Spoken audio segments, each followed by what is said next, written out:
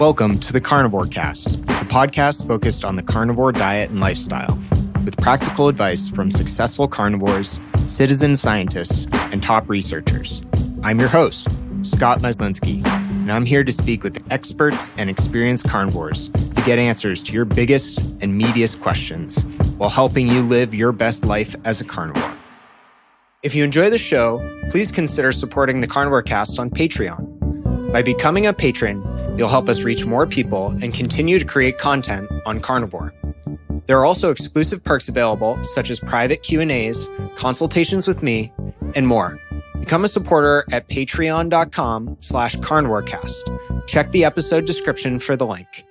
Thank you, and I'll see you there.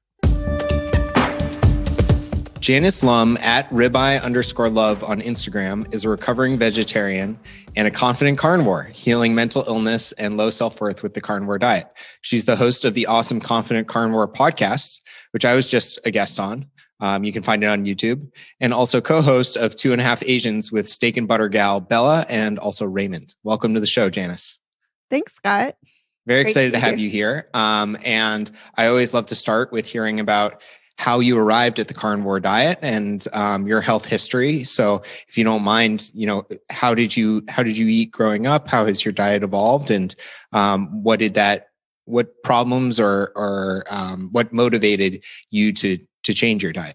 Sure thing. So just to start out, I'm 42 years old. I've been carnivore for almost 22 months now.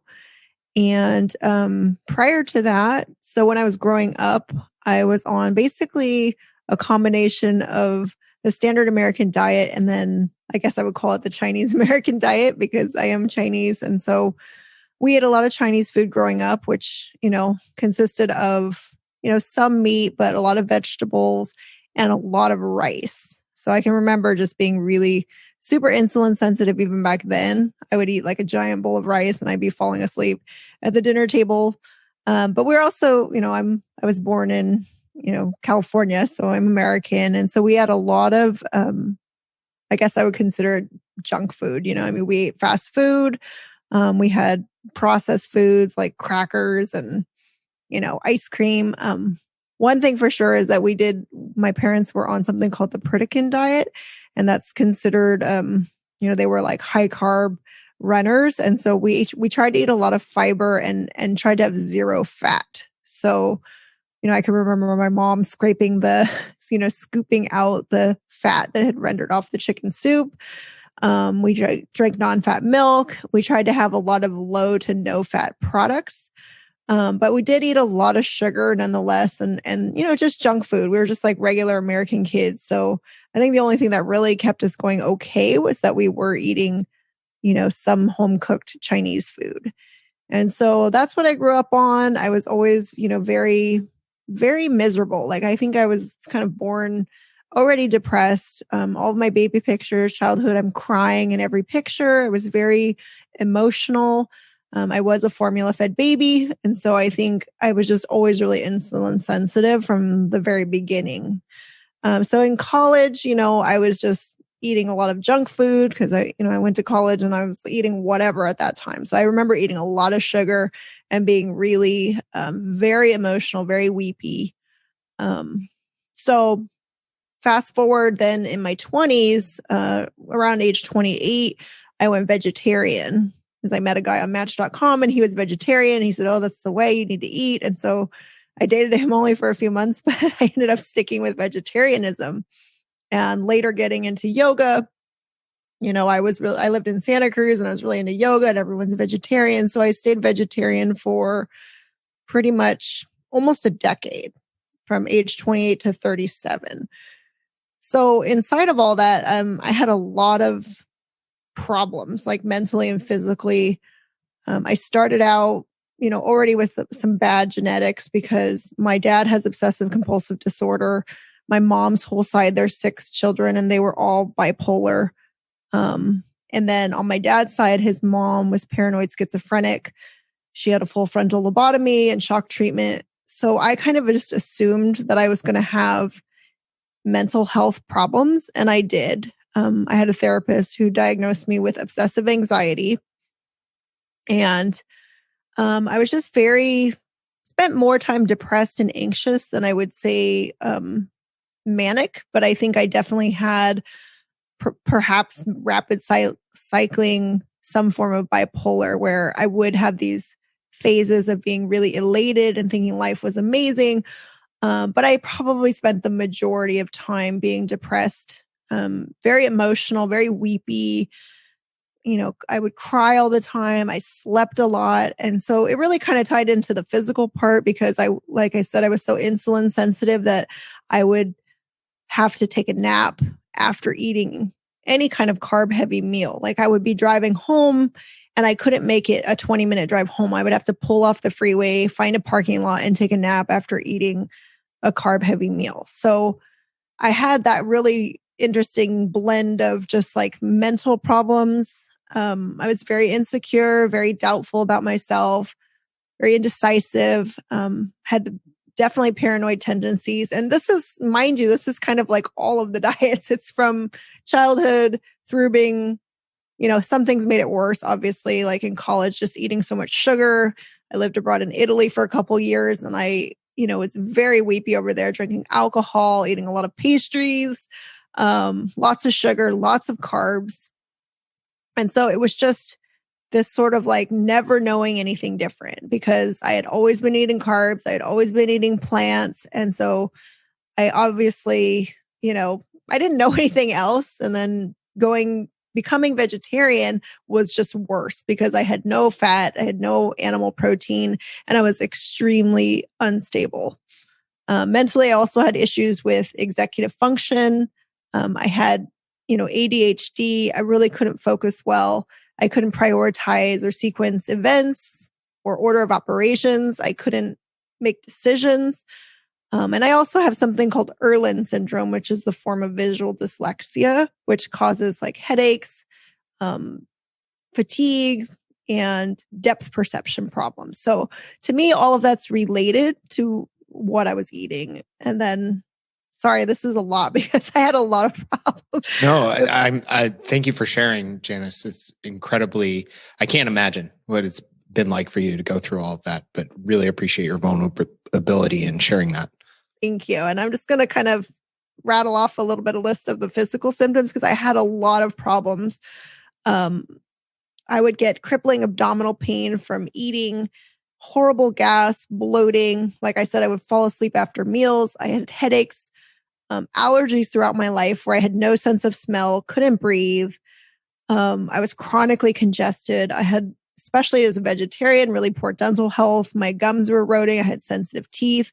I had really bad breath, but it wasn't kind of coming from my mouth. It was coming from like undigested food, like from my partner would say, you're fogging up the windshield. I would have this kind of off-gassing effect.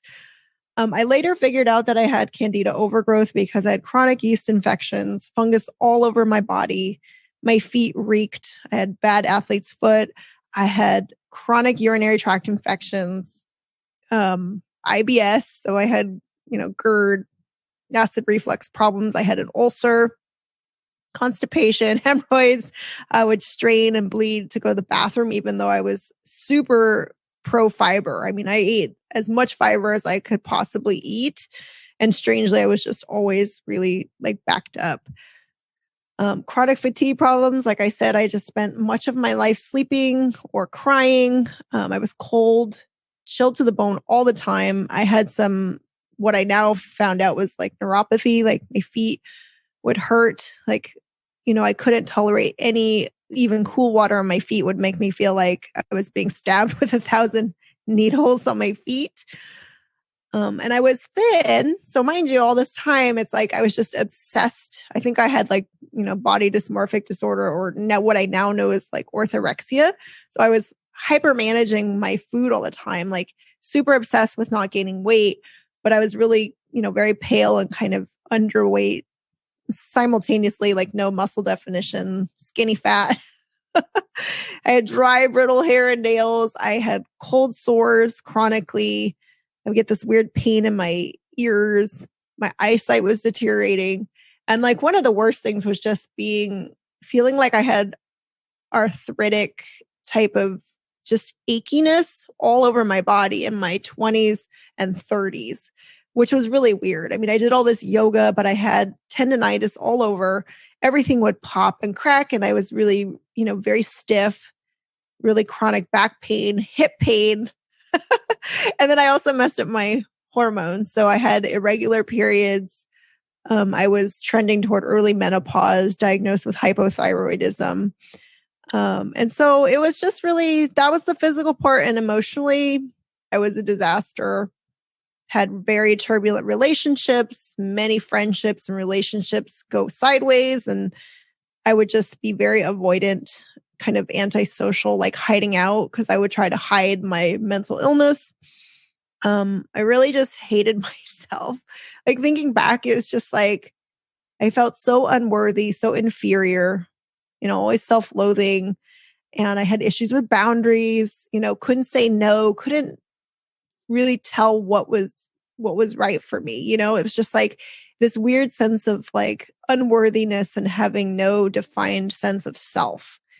Like I was constantly trying everything to be healthier. I did therapy and I did, you name it. I mean, I did essential oils and all kinds of meditation and yoga and therapy and training. And I mean, I turned over every stone trying to feel better emotionally and mentally because I knew I was battling this mental illness, but I didn't really think that the physical symptoms were a problem. Like it was just this, I was so used to feeling terrible physically that as I got worse as a vegetarian, it was just this like slow downward spiral to the point where I was just like a wreck and thinking, but because I was so fixated on like my mental well-being and my emotions, I didn't really, tune so much into the physical part and see how they were connected. And I think the saddest part was just never being present for life. And, I was always obsessing about the future, obsessing about the past,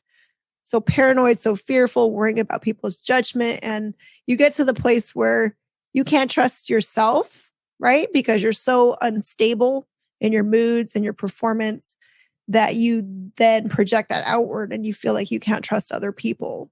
So I really just didn't have any trust in life, or others. So I was pretty much a hot mess. Yeah, that's incredible. I can't imagine. It sounds like you have an incredible amount of endurance and resilience to keep trying and keep trying everything to chip away at all these problems you were having, Janice. I want to commend you on that. And I'm curious, like along the way, it sounded like you were very much focused on your diet, like you said, potentially orthorexia. But was there anyone you worked with or anyone who suggested that changing your diet may be the answer, changing your diet may be helpful? I didn't really have any like a professional that I worked with, but thinking back, I know that I was sort of desperately craving fat because I had this kind of binge eating habits of like I would binge eat multiple bags of potato chips or tortilla chips, like deep fried potato chips. And I realized the one clue that I had along the way was I was vegetarian for so long and I would go over to my friend's house and she would get mad at me because we were friends for like 25 years and I would just go over to her house, eat and fall asleep. And she'd be like, don't come over if you're going to fall asleep. And along the way, she discovered Bulletproof Coffee and maybe the Bulletproof podcast. And she had said to me one day, she said, I'm worried about you. I think you're not getting enough protein. You're not getting enough fat. And she didn't really say it in like, I think you're crazy, you're batshit crazy or that you're so physically messed up because of it. But looking back, I think that's what she saw. And ironically, later, I did end up finding, the Bulletproof Coffee thing. And I started adding fat. And I did feel like I was once I added animal protein and animal fat, I felt like I was turning back on again. But I didn't realize that the plants, like all plants, I think I'm very oxalate sensitive. And it wasn't until much later that I realized that I needed to take out all grains all carbs and all plants to at least, get back to healing. So yeah, no medical professionals. In fact, my primary doctor ended up going vegan along the way. And I just remember thinking, good for you. Great. Because I was a vegetarian. And I'm like, good for you. That's such a great choice, So. This episode is brought to you by Element Electrolytes. We know that salt, potassium, and magnesium are essential minerals, especially for those on carnivore, keto, and low-carb diets to relieve hunger, dizziness, cramps, headaches, and keep so many of your bodily processes running optimally, including sleep, brain and mental health, hormonal health, your heart, immunity, and more. Element electrolytes are convenient, evidence-based, and delicious. My wife and I have been using Element for years, every single day. They're great for fueling hard workouts, getting adapted and beating keto flu, fasting, traveling with them, and kickstarting your day with energy. They're used by Navy SEALs, Olympic weightlifters, jiu-jitsu athletes, and everyday people who want to make themselves better, like you and me. They're also founded by superhero Rob Wolf. LMNT is offering free, that's right, free people, Element sample packs to Carnivore Cast listeners. All you have to do is pay for shipping. Go to drinklmnt.com/carnivorecast to claim this awesome deal. That's drinklmnt.com/carnivorecast, one word, and I'll include a link in the show notes. Where did carnivore diet come along, and was it a gradual transition, or was it like one thing that sparked it and then you said you're going to try it? How did you evolve into carnivore? That's a great question. So maybe 6 weeks before I found carnivore, it's got to only be 6 weeks, maybe 2 months. Like I told you, I kept looking for solutions. I was always tinkering and trying to find something. And I had found this diet called the Anti-Candida Diet.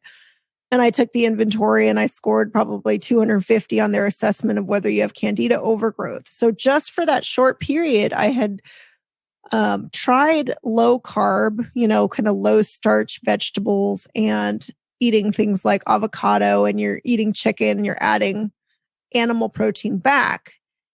And so I was feeling like, already I felt a little bit better, than being vegetarian. But then right after that, I read 12 Rules for Life by Jordan Peterson. And I remember reading the chapter about Michaela and, her dealing with mood issues, plus, her juvenile rheumatoid arthritis and all of her autoimmune issues. And so that kind of planted the seed. And then right after that, I saw, started following Jordan Peterson, and I saw his interview with Joe Rogan where he talked about their beef only diet, that he and Tammy and Michaela were on this beef only thing.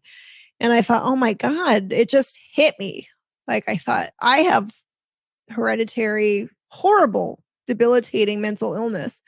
And I had struggled all this time, and I was already like low carb, right? And eating animal and noticing the significant difference of adding fat and protein back into my diet. And so that made it an easy tipping point where, I told my partner, Aaron, I said, we were going to Michigan on a trip. And I said, when we come back, let's try this carnivore thing. And so around that same time, I started doing a little bit of light research. I found Emily Penton, and I found Steak and Butter Gal before she was Steak and Butter Gal. A couple short videos they did for MeatRx. And then shortly thereafter, Dr. Baker's book came out. And I bought that. I found Amber O'Hearn, Kelly Hogan. Later, I found Nutrition with Judy. So Judy Cho. And I remember just thinking, because I was really approaching it for mental illness. And so that's what did it. When I heard Dr. Peterson say that, that you feel like when you're depressed, like your dog died every day. And I'm like, that's how I feel. Like, I feel like life can be optimal. I mean, I was always doing well, straight A student, doing well in my jobs, but I felt like my dog died every day. So after we came back from that Michigan trip, I remember it was July 2019. I think we started July 6, 2019. And I told my partner, Aaron, I said, look, I really want to try this because we're already low carb, whatever you call it, like kind of keto, paleo. We didn't know what the terms really meant, but we had already gone very low carb and had very few plants left on the plate. and greens. And so he said, hell yeah, let's do it. I hate vegetables. And so we just did it. So we went all in, and within a few days, because I was so accustomed to having just horrible stomach pain, bloating, constipation, gas, like up the wazoo. So I think the first thing I noticed was my mood was dramatically more stable. And then my digestion was just like fantastic. Like I had never had multiple days or any number of hours without digestive trouble, just pain and everything. And so after that, we just went for it and we kept going. And, my mental health improved. All of the things I told you about, that huge list of things, improved like so significantly and so quickly. The thing that probably took the longest to heal was, I feel like it kind of works its way out. So the skin part, even now, my skin is a little bit like not super healthy. I think it's a lot better, but all of the fungus, the UTIs, the cold sores, you name it, all of those things went away. I suddenly can smell.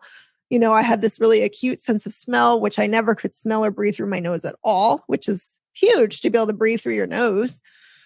And then so it was very revolutionary and very evident to me that I knew right away that this eating animal-based, cutting out plants and grains and carbs, period. Because like I said, I would fall. I don't have to sleep anymore. I don't cry. I don't take naps. I don't spend half my life sleeping and weeping anymore. And so that was really obviously easy.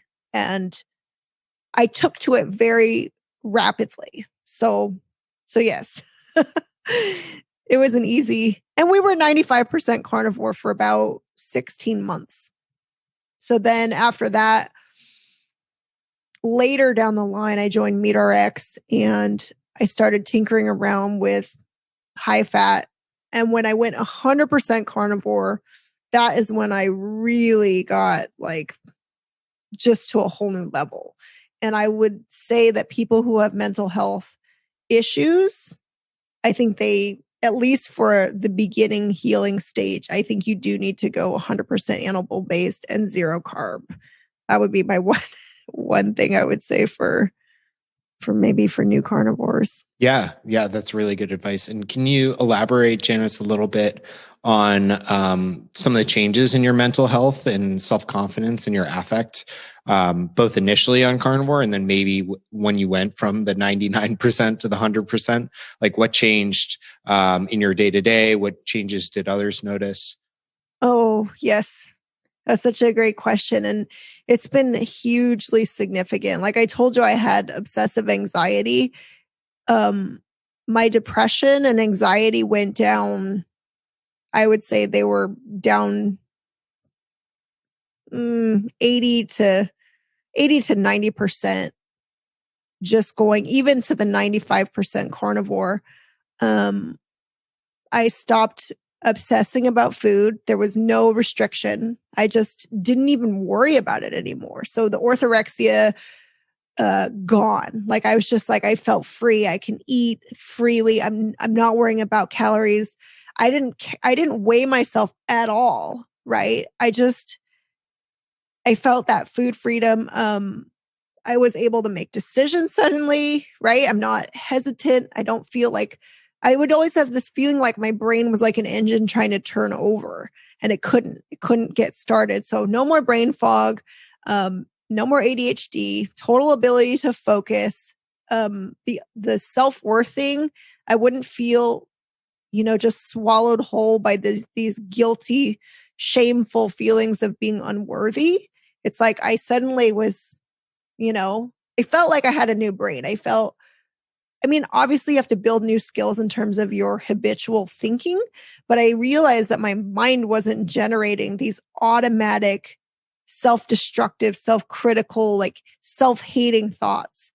I felt this new degree of optimism and hope and worthiness, like, oh, I'm a normal human being. I'm not doomed to depression and anxiety. I'm not so perfectionistic. I'm just like, I can go with the flow. I don't have so much rigidity in my thinking. I'm able to make decisions, think clearly, set boundaries, know what's good for me.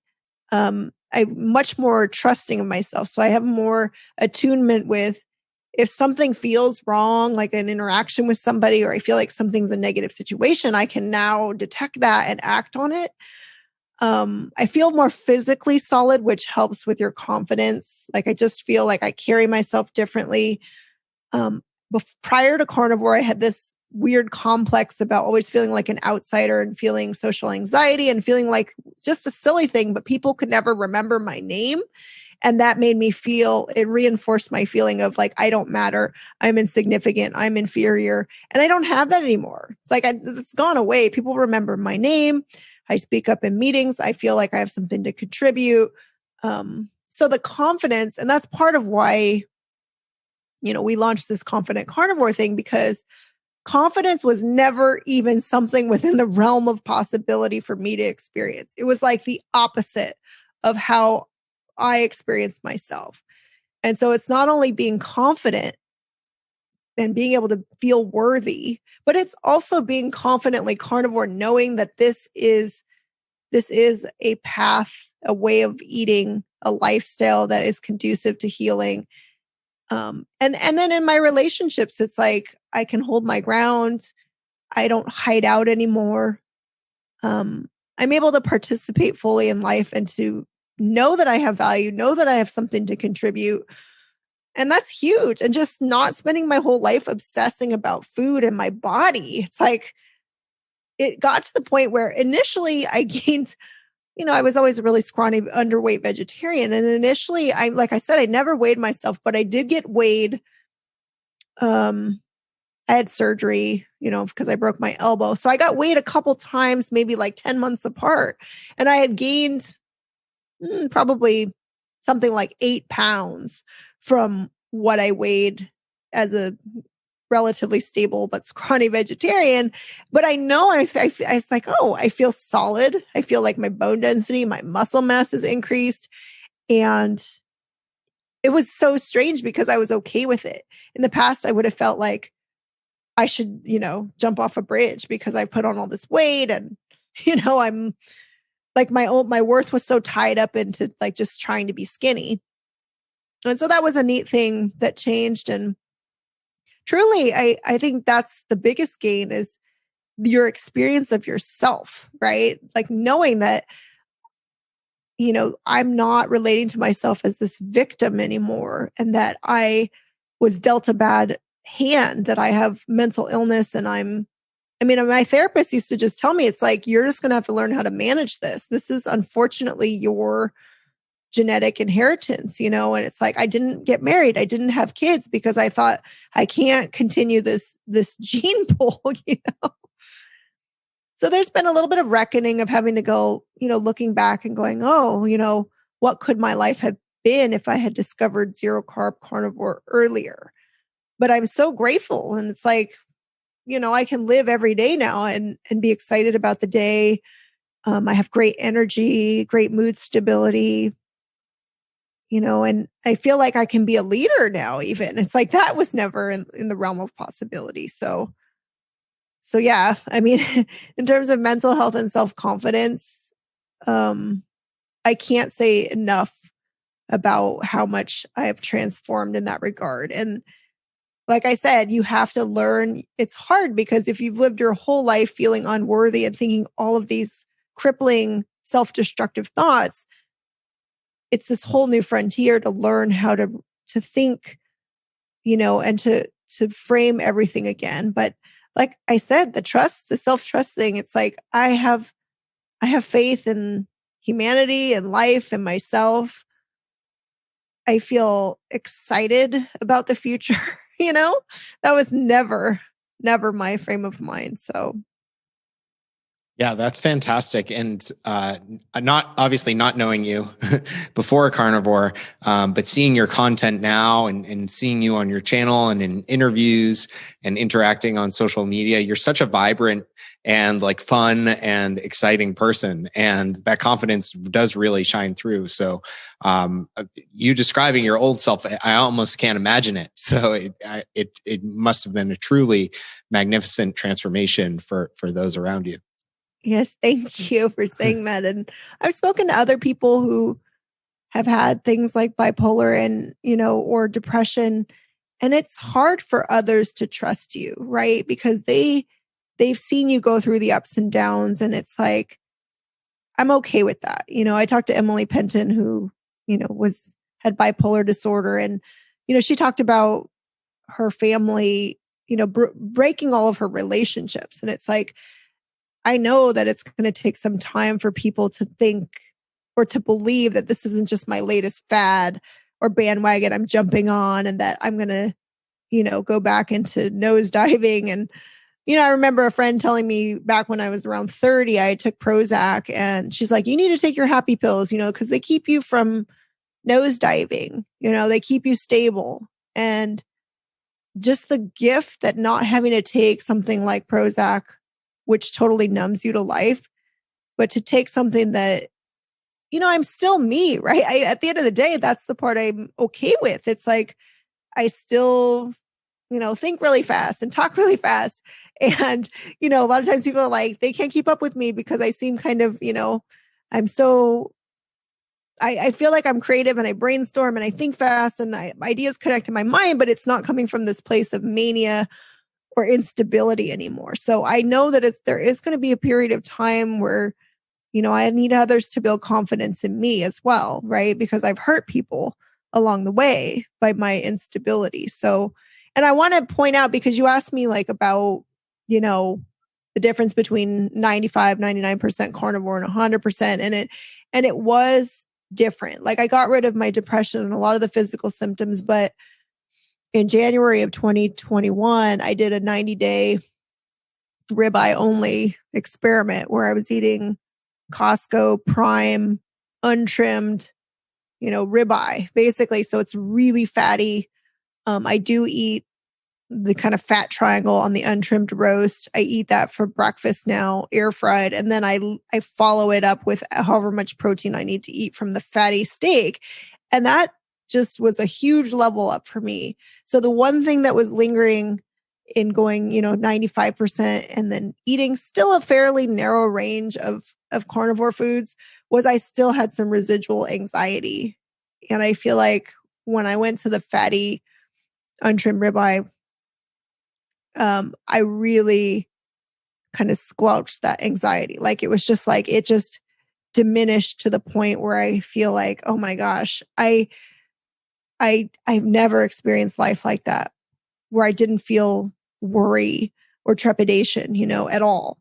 That I feel confident in what, that my ability to handle what life has to bring me.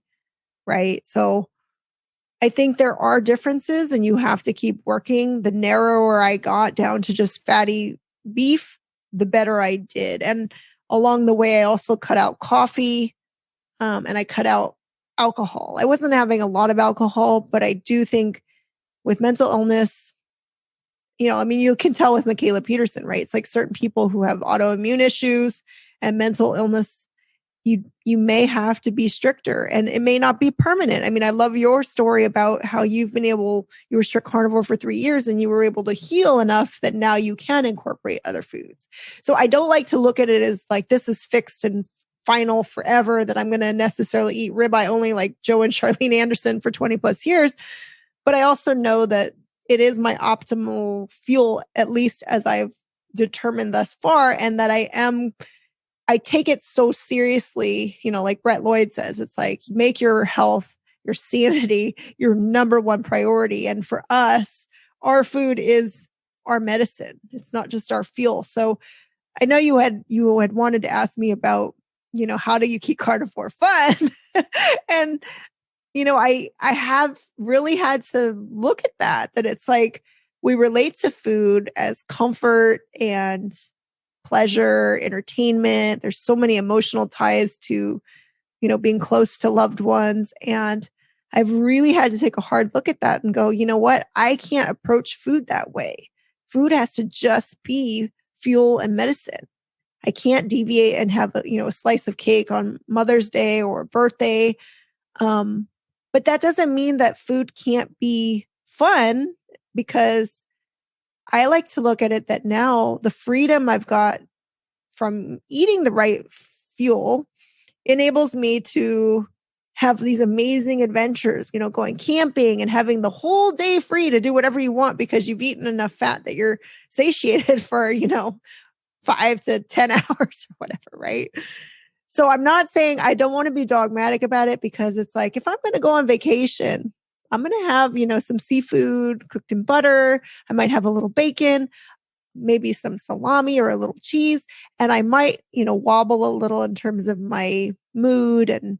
But I don't want life to not be enjoyable as well. So finding that balance. And that's what I really admire about your story, is that you were both playful with it, but you were also like systematic, and careful about your reintroduction of other foods. You didn't just go, okay, I'm just going to like go for broke and eat everything, right? Yeah.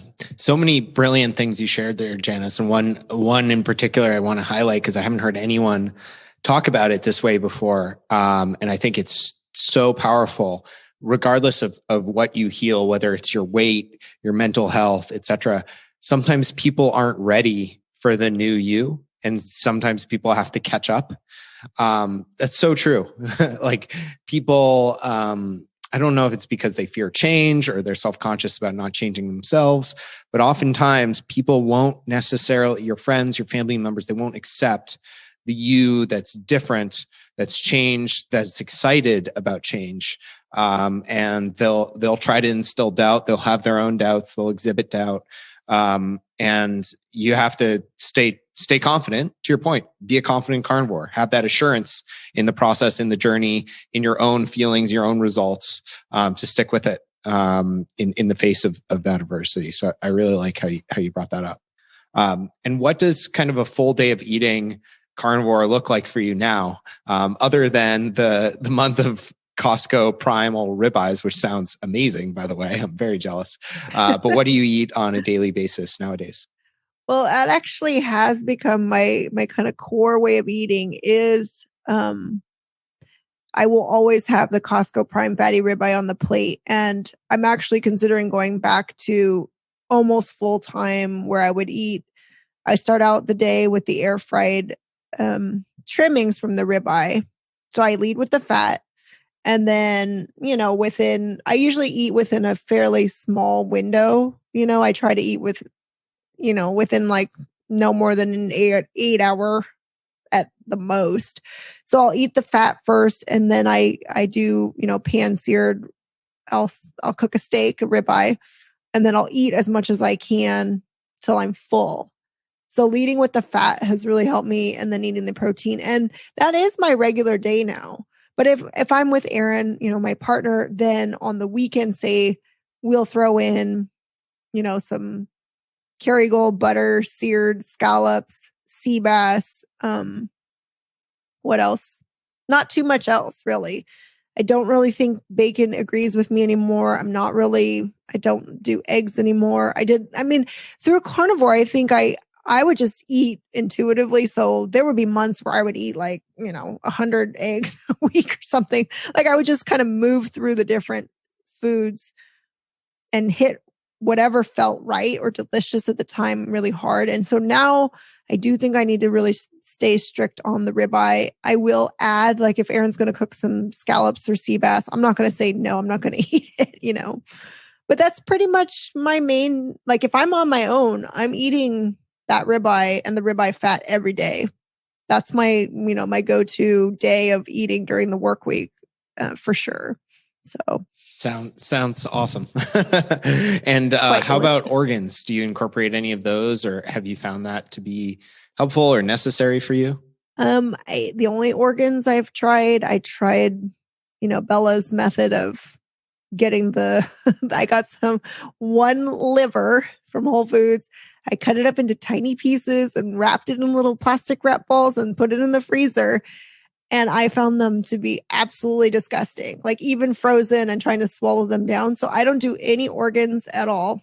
I got the Carnivore crisp. I mean, they're fine like the other Carnivore crisp flavors, but I tried the little teeny tiny piece of the liver and I just, same thing. So 0 organs for me. And I'm not even hung up on it. I'm not gonna push for it at all. I don't feel like I need it. Yeah, good for you. Keep doing what works and what you found to work well. That's awesome. And are there other non-carnivore like health or optimization practices you use? You asked me this same question on my podcast, on your YouTube podcast. So throwing it back to you. Thank you. Yes, I do use. I add the Lugol's iodine drops because I think that has definitely helped my thyroid. In terms of non-carnivore health practices, I do a lot of different things. Earthing, grounding. I do the sun gazing now. I've stopped using sunscreen and I'm really trying to go more natural in terms of my products. Still doing yoga, meditation, dancing. I try to spend as much time in nature as possible. I'm into all that stuff. I have like Himalayan salt lamps and crystals and affirmation cards, and I do daily gratitude, use the law of attraction type methods. I do journaling. I read so many. I still love, personal growth and development books. Watch a ton of YouTube on that too. Listen to podcasts. I use the blue light blocking glasses a lot when I can remember. Massage and chiropractic. And then I'm just really moving toward more natural living. I have a huge shared passion with Jackie Jones. Give a shout out to Little House on the Prairie. I love Little House on the Prairie. And I've always idealized that time of, simplicity. And so that's where I'm heading now, at least. Moving toward as many natural practices as I can. And really just moving away from consumption. So I think that's the cool thing about carnivore is I feel like the idea of essentialism and minimalism in food, it's that idea of freedom and not being burdened by, the obsessive relationship to food and managing it all the time. And that boost in confidence and clarity and worthiness that you get, it translates into every other area of life. So I mentioned a lot of practices, but I'm no longer obsessive about thinking I have to do these 12 habits a day or I haven't had a complete day. It's just like I like to pepper these things in because they're aligned and compatible with carnivore. And, just like they say, the carnivore way of eating is our natural state as humans. We're designed to eat that way mostly. And similarly, we're designed for all of these other practices that are, things that keep us healthy and in a state of well-being. Yeah, I love that. And Janice, I want to ask, through your interviews and your time interacting with this community, 22 months, congratulations, almost 2 years. Are there topics inside of carnivore that you're most passionate about or wish you could shout from the rooftops? Common misconceptions you see or questions? Anything like that you want to focus on or wish was talked about more? Oh yeah, great question. I definitely think one of my big passion areas is that while I understand that carnivore is an amazing tool for weight loss and physical healing, healing metabolic issues, and I think that's amazing and wonderful. But for me, given my family history and my own history of mental health issues, that would be my top thing. Anytime I hear anybody struggling with anxiety, ADHD, depression, bipolar, all of these things, that to me is one of the greatest areas that I want to focus on. It's like, yeah, the scale matters, your physicality matters, but being able to find mental, emotional, and spiritual health, that's something that I'm super passionate about. I feel like there's so much lost human potential and needless suffering in mental health. And I've seen it just ravage both sides of my family and my life. And so that's something that's a huge thing that I really want to focus on helping that effort to get carnivore out as a solution for people to at least try, even if it's only temporarily, to get a handle on their mental health issues. I think in terms of, misconceptions, I mean, I hid out for a long time of not wanting to share carnivore. You get the things about, scurvy and high cholesterol, and you're going to clog your arteries and have a heart attack, and red meat is bad for you. And, carnivore is like, considered extreme, or, people think in particular, because I work in HR, I've shared this with you that they think carnivore is not feminine, and we've got Lady Carnivore to help us, and Bella and all these people who are very, exquisitely feminine to remind us that, carnivore absolutely is very feminine.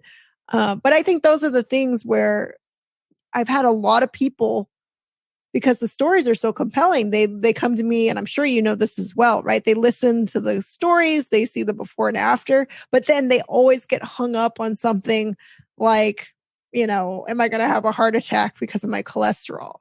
I've had people from work approach me and say, you know what? I tried carnivore and man, I felt really good.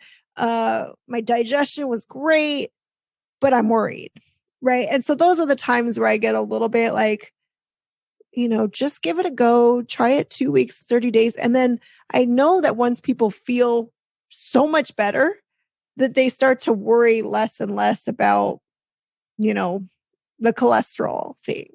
And my partner, Aaron, he did get a full, whatever the heart scan is, where, he was already fully into carnivore for, I don't know, maybe 18 months or more. And they did the dye scan and all these tests of his heart. And it was totally clear. There was no arterial blockage or anything. So I think a lot of those myths that, oh, you're going to eat butter, you're going to eat red meat. And it's just, everyone just visualizes that saturated fat, like just literally like entering your arteries and going into your heart and just like setting up shop there. And it's like, the body is not that simple. It doesn't just end up as, clogged arteries, right? So that's kind of the... Yeah, I like that. I think the carnivore community can definitely be doing more to talk about the diet as mental health intervention. And it's not easy because everyone who's looking for a diet, 99% of people are looking for a diet to lose weight. And so that's right, where people are starting from. That's the top of the funnel. But yeah, I think advertising it as a mental health intervention can be so powerful. And those are some of the stories that I find most inspiring and most interesting, is when people have overcome things like major depression with carnivore. And Janice, I wanted to ask you, what gets you excited? What fills you with purpose nowadays? What are you looking forward to? I am so excited about, one, I'm excited about just all of these collaborative projects, right? Like working with Steak and Butter Gal and Coach Raymond Nazon from MeatRx. And I'm excited about being involved with people in the MeatRx community. I'm excited about your new upcoming podcast, Making a Man. I mean, I feel like all of these, I'm excited about the rebuilding that's happening, right? And just the idea that we are doing away with the old paradigm, right? Things that just aren't working. So the idea of all of these different channels to bring people into reevaluating. I mean, people get so caught up in the food pyramid and just this, like everything they've been taught for the, decades. And I like the idea of getting people to just open up your mind and think about it, right? Just super common sense. Like, how is that working out for you? My partner, Aaron, always says that, like, okay, you're eating vegetables and you're eating all this stuff, how's that working out for you? And if you look at people, I mean, they're suffering so much. So I'm excited about the idea of being able to help people to heal from physical, mental, emotional, spiritual illness. And the possibility, and I asked somebody this about whether they thought that the carnivore diet, I think I asked Dr. Baker, whether it could bring world peace. And I remember, I think it was him, and they said, oh no, whatever, right? But I actually believe that, my values are health, healing, harmony, happiness, and hope. And to me, it's not just carnivore, but basically other, new ways of thinking, like what Jordan Peterson has to offer, that you with your, redefining what it means to be a man, right? Like all of this new, fresh energy from your generation, that is very inspirational to me, right? Because to me, that shows people are willing to question these assumptions that clearly are making our society sick and that we're losing all this human potential. And so that to me is just, it's so motivating. I don't know exactly how that's all going to play out, but I just enjoy being part of it. So there's that piece of all these new ideas and being generated, but I'm also excited for myself, my own life, about getting to finally slow down, to be present, to become more natural in all of these ways that I've mentioned, just like living more like Little House on the Prairie, spending less time at the computer and being in a more natural human state, both with diet and with whatever I'm doing with my day, spending time in the sun and just slowing down and enjoying life and letting go. I mean, I'm 42, so I'm kind of just at a point where I don't have ambition anymore with respect to career. And it's like, I don't care if I get a promotion anymore. It's like, I have a stable job. I enjoy these projects on the side. So that's kind of where I'm at with looking out ahead right now. That's awesome. That sounds like an incredibly healthy place mentally. I think that's the best way to describe it. And where can people follow you? Tell them all about your wonderful podcasts and channels and accounts. And I'll, of course, have links to everything in the show notes, Janice. Thank you, Scott. So on Instagram, I think you mentioned it, I have a little account called Ribeye Love. So it's ribeye _ love. And then we have a website, confidentcarnivore.com. I don't know if anyone's ever been there other than me, but we also have, the YouTube channel called Confident Carnivore. And then I'm doing the fun collaboration with Steak and Butter gal Bella and then Coach Raymond Nazon from MeatRx. We're doing that fun channel called 2.5 Asians. And that's another tiny thing I'm excited about. But because of all the anti-Asian hate going on, I really just wanted to work with, these happen to be 2 Asian carnivores, but just to really show a more positive, give a more positive perception of Asian Americans. And so that's another thing that I'm working on. And then I'm actually going to be potentially, it sounds silly, but I might be creating another channel on YouTube about simple living because I want to maybe do online yoga classes and mindfulness, and then just all of these practices that you and I have talked about how to just live more simply and naturally. So that'd be awesome. I think you should definitely do that. Well, I'll certainly be checking all of that out myself and have links to all of it in the show notes. Thank you so much for your time today, Janice. Really appreciate it. This has been wonderful. Thank you, Scott. It's been great getting to know you, and I really appreciate this opportunity to be on your amazing podcast. Of course. If you enjoy the show, please consider supporting the Carnivore Cast on Patreon. By becoming a patron, you'll help us reach more people and continue to create content on carnivore. There are also exclusive perks available, such as private Q&As, consultations with me, and more. Become a supporter at patreon.com/carnivorecast. Check the episode description for the link. Thank you, and I'll see you there. Thank you for listening to this episode of the Carnivore Cast. If you enjoyed this episode, please review on iTunes. It really helps us out, and share it with a friend. What questions would you like answered, or who would you like to hear from in the carnivore research community? You can find me on Twitter, Instagram, and Facebook at Carnivore Cast, or go to carnivorecast.com.